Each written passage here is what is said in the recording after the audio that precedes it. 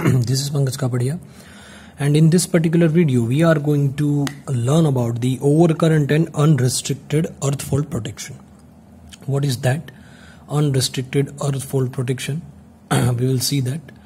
So this is the protection. It is used for the protection against external short circuit and excessive overloads.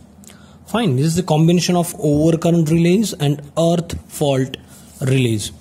Okay, so before proceeding further, I would like to tell you about the basic principle of unrestricted earth fault relay. That if you are considering this figure, then we know that the vector sum of three line current is equal to 0 under normal condition. Fine, ये सब हम देख चुके हैं कि यहाँ पे ये जो मैंने अगर ये मैं कहूँ ये जो पर्टिकुलर वाइंडिंग है, मान लीजिए ये कोई ट्रांसफार्मर की वाइंडिंग है, तीनों की तीनों फेज जो है वो मैंने यहाँ पे दिखाया है। ये जो है वो अर्थिंग रेजिस्टर है। तीनों के तीनों फेज में तीन सीटीज जो है वो मैंने लगा दिए हैं। ये देखिए यहाँ पे एक सीटी है, यहाँ पे एक सीटी है और यहाँ पे भी एक सीटी है, ठीक है। और ये तीनों के तीनों जो है वो पैरेलल में लगे हुए हैं। So if the fault occurs in the transformer winding, the relay reads the unbalanced current in the system. See, अगर बैलेंस कंडीशन में कोई भी फॉल्ट यहाँ पे अकर नहीं हुआ है, सो under normal operating condition vector sum होगा। ये देखिए यहाँ पे एक आई आर है प्लस मैं देखो वेक्टर सम तो ये आई वाई है प्लस आई बी ये तीसरा। तो वेक्टर सम क्या होगा? 0 होगा। तीनों का वेक्टर सम क्या होगा? 0। और ये जो आई आर करंट है, मतलब जो रिले में जा रहा है, जो ये फॉल्टी करंट है वो क्या होगा? 0। अगर 0 है तो ये रिले ऑपरेट नहीं होगा। So under normal operating condition the vector sum of I R plus I Y plus I B is equal to 0 and the earth fault relay is connected in such a way that the residual current this residual current flows through the relay operating coil, and under normal operating condition residual current, this current is 0.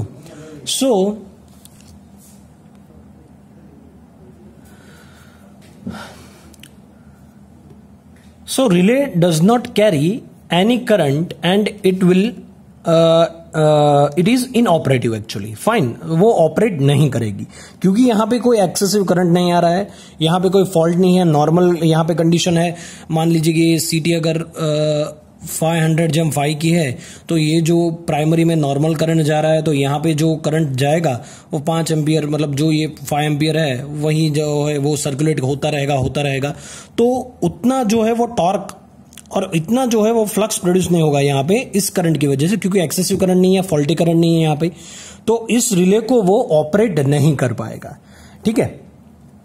तो मैंने क्या कहा कि under normal operating condition residual current is 0, so relay does not carry any current and it is inoperative. However, in the presence of earth fault condition, the balance gets disturbed and the residual current is no more 0. Okay, ये तीनों के तीनों balance जो है वो लड़खड़ा जाएगा, ठीक है। बैलेंस ये अनबैलेंस हो जाएगा। मान लीजिए कि यहाँ पे कोई एक फॉल्ट हुआ है, फॉल्ट क्रिएट हुआ है, ठीक है। तो वो फॉल्ट की वजह से ये जो तीनों का सम है, वेक्टर सम है, वो 0 नहीं होगा। सो if this current is more than this particular current, this residual current or fault current is more than the pickup value of this earth fault relay, I repeat, if this particular residual current, its value is more than the pickup value, then your earth fault relay, the relay operates and opens the circuit breaker through tripping of the circuit, through this particular trip circuit. Is that right? Okay, let's understand deeply that what I'm trying to tell you. This is the basic concept. Fine, ये हम सब देख चुके हैं, आगे के जो भी हमारे लेक्चर है उसमें देख चुके हैं, ठीक है। देखिए यहां पे जो मैंने लिया है वो है over current and unrestricted earth fault protection. ये जो हम देख रहे हैं वो ट्रांसफार्मर की वाइंडिंग है। यहां पे जो है वो अर्थ किया है हमने। यहां पे ये CT1 है, ये CT2 है और ये CT3। So this protection, this is used for the protection against external short circuit and excessive overloads, because even though the fault happens in the external side, to the external side of the transformer, sometimes relay corresponding to that particular zone actually that may not operate, and that is going to harm or damage our transformer winding or transformer. ठीक है, कभी कभार क्या होता है कि जो भी हमें जोन मतलब दिया है वो एक्सटर्नल फॉल्ट, मतलब यानी कि इस जोन के बाहर जो भी फॉल्ट हुआ है, यहाँ पे एक्सटर्नल कोई फॉल्ट हुआ है, ठीक है, तो उस पर्टिकुलर जोन में अगर कोई रिले लगी है तो वो ऑपरेट नहीं होती है. अगर इनकेस ऑपरेट नहीं होती है तो वो ये ट्रांसफॉर्मर की वाइंडिंग को डैमेज कर सकता है.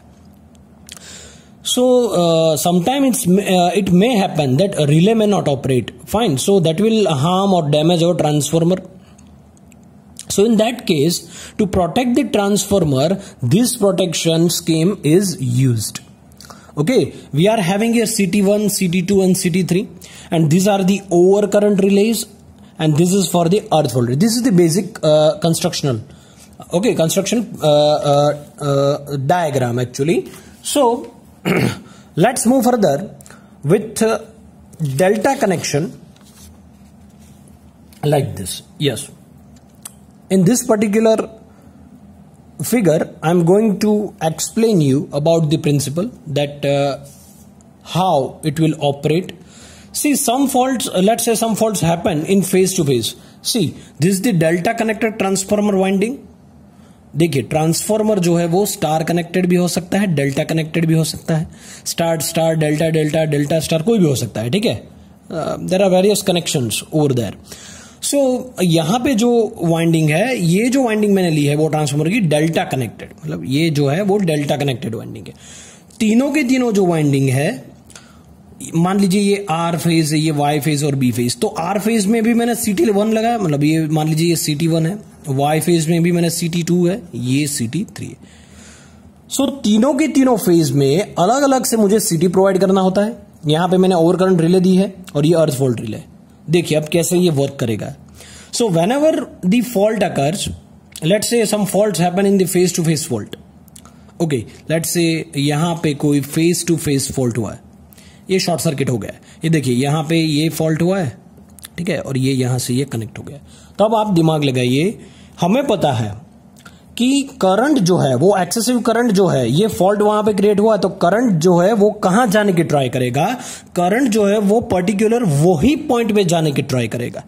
ठीक है, क्योंकि इस पॉइंट पे वोल्टेज, यहां पे आपका वोल्टेज और रेजिस्टेंस है वो काफी हद तक जो है वो डिक्रीज हो जाएगा वोल्टेज लेवल. देखिए यहां पे जो करंट की डायरेक्शन होगी, लेट्स से करंट की डायरेक्शन हमारी ये है, ठीक है, आर फेज में ये करंट फ्लो हो रहा है, लेकिन यहां पे अगर फॉल्ट हुआ तो इसकी डायरेक्शन जो है वो करंट की यहां जाने के बजाय, देखिए यहां पे जाने के बजाय ये जो डायरेक्शन है वो इस तरह से हो जाएगी. देखिए इस तरह से हो जाएगी. ठीक है, सो आर फेज और वाई फेज के बीच में जो भी फॉल्ट हुआ है, so fault current can be this fault current. देखिए यहां पे अगर IF मैंने फॉल्ट करंट ये ले लिया है, ये जो IF करंट फ्लो हो रहा है, that can be resolve into two components. Okay, आपने पावर सिस्टम में पढ़ा होगा कि 3 टाइप वहां पे होते हैं. एक तो होता है पॉजिटिव सीक्वेंस, नेगेटिव सीक्वेंस और होता है जीरो सीक्वेंस. ये आपको पता होना चाहिए. ठीक है, ये अभी मैं आपको बताने नहीं चाहूंगा, नहीं तो लेक्चर जो है वो लंबा हो जाएगा. ठीक है, ये तीनों के तीनों आपको पता होना चाहिए कि क्या है positive sequence, negative sequence component और zero sequence component. Because positive and negative sequence component, the current are displaced by 120 degree, that we know. Okay, so if you take instantaneous value of the current of all the phases and instantaneous current of all the 3 phases, that will be 0. देखिए यहां पे मैं क्या कर रहा हूं, देखिए कि हमें पता है कि जब भी नॉर्मल कंडीशन होती है तो 3 कंपोनेंट जो है पॉजिटिव, नेगेटिव और जीरो सीक्वेंस कंपोनेंट हमें पता है. तो जो भी नॉर्मल कंडीशन होगी तो पॉजिटिव और नेगेटिव सीक्वेंस कंपोनेंट जो भी होगा, ठीक है, तो वो यहां पे हम देख सकते हैं कि 120 डिग्री क्या होगा, वो डिस्प्लेस्ड होगा. ठीक है, 120 डिग्री डिस्प्लेस होगा नॉर्मल और बैलेंस कंडीशन में. अगर ये बैलेंस जो है मैग्नीट्यूड या फिर ये जो बैलेंस 120 डिग्री वाला है, फेज डिफरेंस जो भी है, वो डिफरेंस अगर वो डिस्टर्ब होगा तो ही जो है आपका रिले जो है ऑपरेट होगा. ये बेसिक प्रिंसिपल है. Fine. So because they are displaced by 120 degree, so the phasor sum of this all 3 phases are 0, phasor sum of current will be 0. So if fault associated with the ground, so one more extra component will be there, that is zero sequence component. Fine, and it will be in phase with each other, and the sum will not be equal to 0. Let's say अगर मैं यहाँ पे बोलूँ कि यहाँ पे ये जो है ये कोई फॉल्ट हुआ है, इसकी डायरेक्शन जो है वो इस तरह से हो चुकी है, ये देखिए आप यहाँ पे, और ये यहाँ पे आ चुकी है। तो आप देख सकते हैं कि ये CT1 और CT2 ये दोनों जो है वो ऑपरेट करेंगे, और क्योंकि ये देखिए यहाँ पे कनेक्टेड है और ये यहाँ पे कनेक्टेड है, ऑब्वियसली जो नॉर्मल करंट होगा वो तो फ्लो नहीं हो रहा होगा, ठीक है, नॉर्मल करंट तो पास नहीं हो रहा होगा क्योंकि फॉल्ट यहाँ पे फॉल्ट जो है वो क्रिएट हुआ है, शॉर्ट सर्किट फॉल्ट हुआ है, ठीक है। नॉर्मल कंडीशन में मान लीजिए कि यहाँ पे कोई 500 एम्पियर करंट जा रहा है, यहाँ पे भी सेम जा रहा है, तो under faulty condition let's say कि 1000 एम्पियर हो गया, तो ये 1000 एम्पियर यहां से होते हुए यहां से फ्लो करेगा, तो वो जो 1000 एम्पियर है वो एक्सेसिव करंट है, वो फॉल्टी करंट है। वो फॉल्टी करंट ये CT, ये देखिए ये यहां पे ये प्राइमरी है CT की, ये बार प्राइमरी है, ठीक है, ये ट्रांसमिशन लाइन होगी, itself it will behave like, और itself it is a primary for your CT। So ये CT की सेकेंडरी जो है वो इस तरह से सेट की होगी कि वो जनरली जो है 500 जम 5 या फिर ऐसा कुछ होता है, 1000 जम 10 या 1000 जम 5 ऐसा कुछ होता है।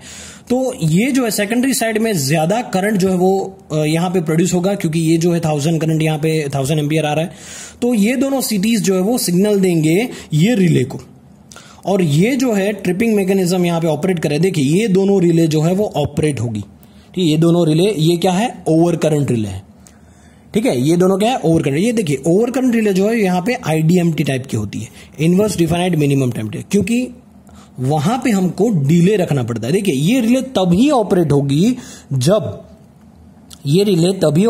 जबकि कोई और रिले, देखिए यहां पे ट्रांसमिशन लाइन जो है वहां पे कोई शॉर्ट सर्किट हुआ है, तो पर्टिकुलर दैट जोन, वो जोन के अंदर जो भी रिले है अगर वो प्रोटेक्ट नहीं कर पाई तो ही ये रिले जो है वो अपनी ऑपरेट करेगी, और ये जो है वो क्या होगा, ट्रांसफॉर्मर जो आपकी वाइंडिंग है ट्रांसफॉर्मर के करीब ही यहां पे आपका इंस्टॉलेशन रहेगा, ठीक है, वो ट्रांसफॉर्मर को बर्बाद ना करे, वो डैमेज ना कर दे, ठीक है।